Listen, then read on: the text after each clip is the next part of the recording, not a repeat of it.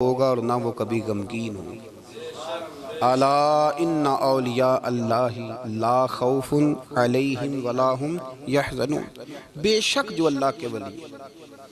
ہمارے ہاں نا لوگوں کے ذہنوں میں جب سے جدت آئی ہے نا، تو کچھ ایسی چیزیں تھیں جنہیں ماننا ضروری تھا، وہاں بھی لوگوں نے انکار کرنا شروع کر دیا۔ قرآن پاک نے نا درجنوں جگہ پہ اولیاء اللہ کا ذکر کیا ہے۔ اگر دنیا میں کوئی بندہ ٹھیک ہے ہی نہیں تو ولی کدھر گئے؟ یہ کون ہے جن کی قرآن بار بار بات کر رہا ہے؟ یہ کون ہے جن کو قرآن کہہ رہا ہے ان کو نہ کوئی خوف ہوگا نہ غمگین ہوں گے؟ یہ کون ہے جن کے بارے میں قرآن کہہ رہا ہے یا ایھا الذین آمنوا اتقوا اللہ وکونوا مع الصادقین؟ سچے لوگوں کے پاس بیٹھو۔ اگر ہے ہی کوئی نہیں دنیا میں، ہم لوگ اپنی چھوٹی چھوٹی عقل کے دائرے میں بڑی بڑی چیزیں سما کے رکھنا چاہتے ہیں۔ اس امت میں جو اللہ نے اس امت کو کمال دیا ہے، اس میں ایک کمال یہ ہے کہ اس امت میں اللہ کے ولی ہمیشہ موجود رہے، ہمیشہ۔ یہ بات لکھ لیں، یہ بات لکھ لیں۔ یہ الگ بات ہے کہ پروفیسر کا بیٹا بھی کئی دفعہ ان پڑھ رہ جاتا ہے، باقی سارے لوگ آ کے اس سے فیض یاب ہو جاتے ہیں، وہ کہتا ہے مجھے پتہ ہے ابے کا ابا کیا ہے۔ یہ بات الگ ہے۔ کئی دفعہ بڑے بڑے لوگ محدثین کے بیٹے ان پڑھ رہ جاتے ہیں، اس لیے کہ سمجھ ہی نہیں پاتے چیزوں کو۔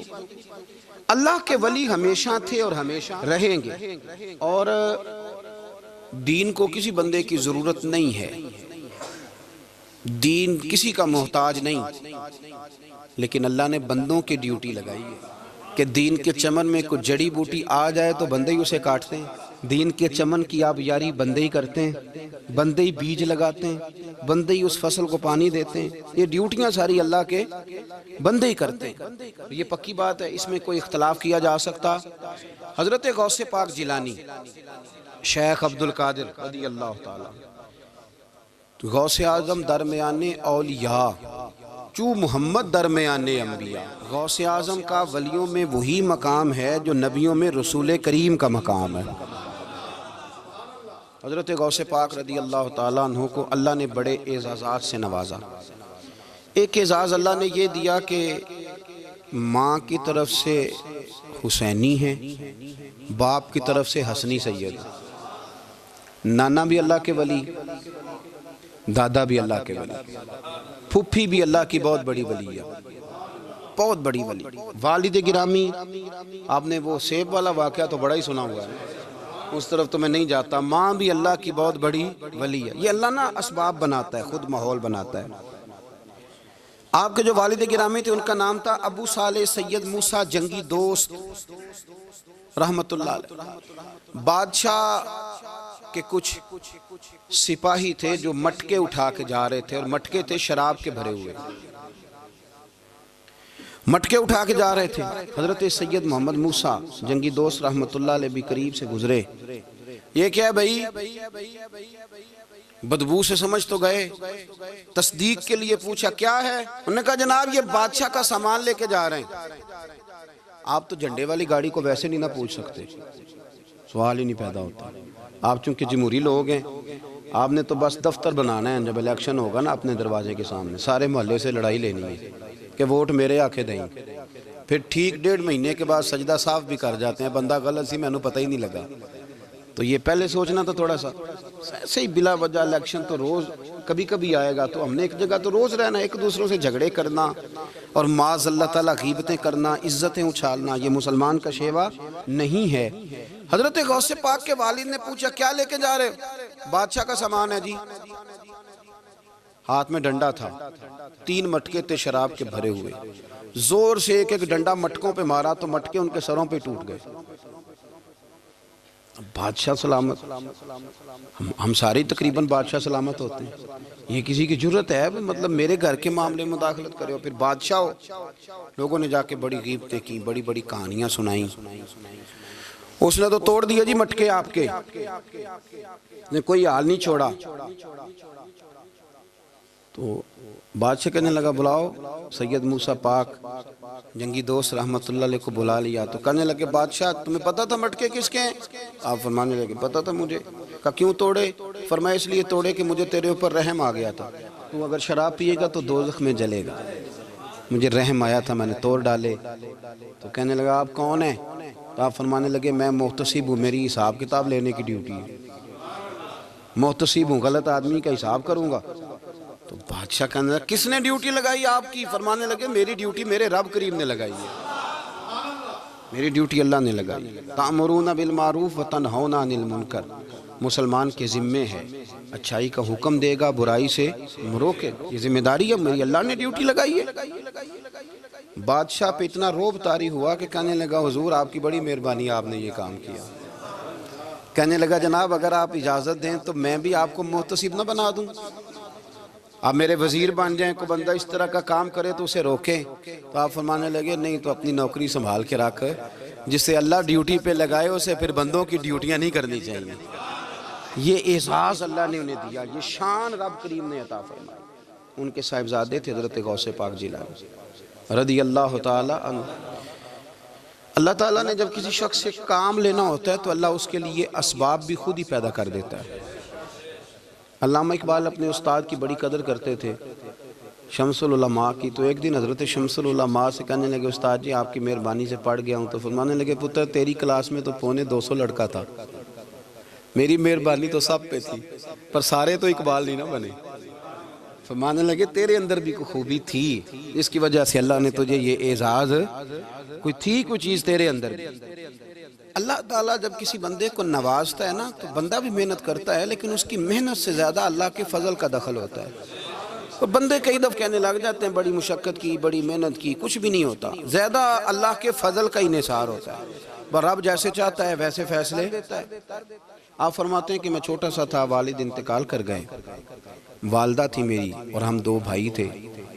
فرماتے ہیں بچے کھیلنے کے لیے نکلے تو میں بھی ان کے پیچھے کھیلنے نکل گیا۔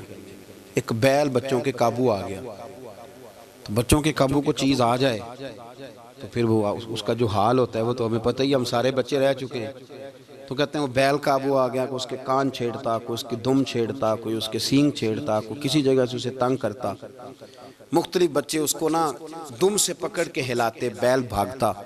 حضور غوث پاک فرماتے میں بھی آگے بڑھا، اور میں نے جب اس کی دم پکڑ کے ہلائی تو بیل نے میری طرف منہ کیا اور کہنے لگا عبدالقادر تو نانا ایسے کر، بول کے کہنے لگا تو نانا ایسے کر، تجھے رب نے ان کاموں کے لیے پیدا نہیں فرمایا۔ آپ فرماتے مجھے اتنا خوف طاری ہوا، بیل کو بولتے دیکھا تھا پہلی دفعہ، بیل کو۔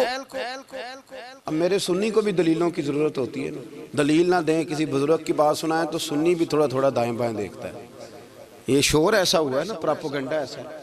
میں حدیث پاک سنا دیتا ہوں۔ رسول کریم صلی اللہ تعالیٰ علیہ وآلہ وسلم فرماتے ہیں ایک شخص نے بیل پہ سواری کر لی تھی۔ بیل سواری کے لیے نہیں پیدا کیا گیا، سواری کے لیے اونٹ ہیں، خچر ہیں، گھوڑے ہیں، گدھے ہیں، بیل کھیتی باڑی کے لیے۔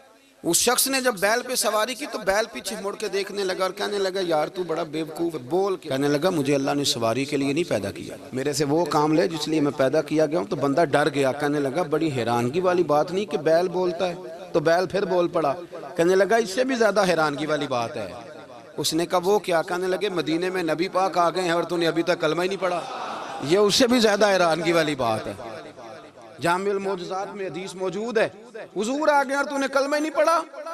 وہ شخص کہتا ہے میں سر پٹ دورا، جب آ کے سامنے کھڑا ہوا تو حضور مسکرائے، فرمایا آجا پڑھ لے کلمہ، مجھے پتہ ہے تجھے کس نے بھیجا ہے۔ اللہ والوں کی باتیں مان لیا کریں، میں بڑی ذمہ داری سے کہتا ہوں رب کریم کے کوئی بندوں کی بات کتاب و سنت کے خلاف نہیں ہوتی، وہی تو کتاب و سنت آگے پہنچانے والے ہوتے۔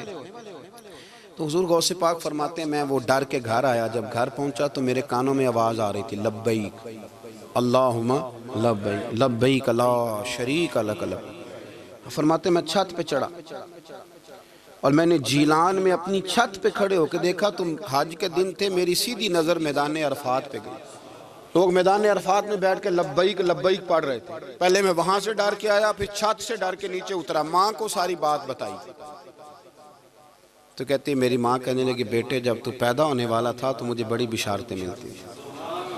فرماتے ہیں ماں نے نا کھولا بکسا صندوق تو 80 دینار نکالے، فرمایا پتر تم 2 بھائی ہو اور تمہارا باپ کل جاگیر 80 دینار چھوڑ گیا، 80 40 تمہارے 40 تمہارے بھائی کے۔ فرمایا بیٹا ایک بات کا خیال رکھنا، میں عورت ہوں، تمہارا باپ کوئی نہیں، بھائی چھوٹا ہے، میں پیچھے نہیں آ سکتا، یہ 40 دینار لے جا اور جا بغداد چلا جا۔ جا کے تعلیم حاصل کر، بیٹے میں پہنچ نہیں سکتی، خیال رکھنا۔ غوث پاک فرماتے ہیں 12 سال میں نے تعلیم حاصل کی یارو، میں نے پتے بھی کھائے، اور خود آپ کا فرمان موجود ہے، فرماتے ہیں ایسی سختیاں بھی دیکھیں، ایسی سختیاں بھی دیکھیں کہ پتھروں اور پہاڑوں پہ گزرتی تو شاید پگھل جاتے، لیکن میں نے اپنے نبی کا دین پڑھا۔ اب تو پیر کے گھر میں جو پیدا ہوتا ہے وہ علم لدنی والا ہوتا ہے۔ میں تو صاحب دا پتر ہے، او خدا کے بندے صبر کر۔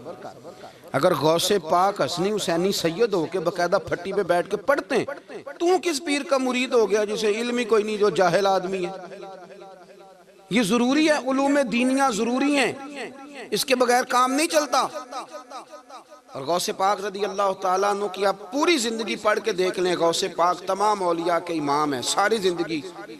غوث اعظم سے کسی نے پوچھا آپ نے سب سے زیادہ دین کا کام کس طرح کیا، تو فرماتے ہیں تقریر کے ذریعے۔ اب تقریر کرنے والا مولوی ہوتا ہے اور تویز دینے والا، سبحان اللہ۔ غوث پاک رضی اللہ تعالیٰ عنہ فرماتے ہیں میں نے دین کا سارا کام کس ذریعے سے کیا ہے؟ ہفتے میں 3 جلسے کرتے تھے، اور 70 ہزار کا مجمع ہوتا تھا، اور بغیر لاؤڈ سپیکر کے تقریریں ہوتی تھیں۔ اور فرماتے ہیں جیسی سمجھ پہلے بندے کو آتی تھی ویسی آخری والے کو آتی تھی۔ لوگوں نے کہا حضور یہ کرم کیسے ہوا؟ فرمانے لگے میں نے جب تعلیم حاصل کر لی تو بولنا آتا ہی نہیں تھا، تو میں بڑا پریشان، ایک دن سو گیا تو خواب میں رسول کریم کا دیدار نصیب ہوا۔ نے فرمایا تو واز کیا کر، تیرے واز سے لوگوں کو فائدہ ہوگا۔ یا رسول اللہ میں اجمی بندہ ہوں، لوگوں کے سامنے کیسے بات کروں گا؟ تو حضور نے فرمایا منہ کھولنا ذرا۔ کہتے میں نے منہ کھولا تو محبوب نے 7 دفعہ لعاب دہن ڈالا میرے منہ میں۔ آپ فرماتے ہیں پھر بولتا میں تھا، اثر کوئی اور پیدا کر دیتا۔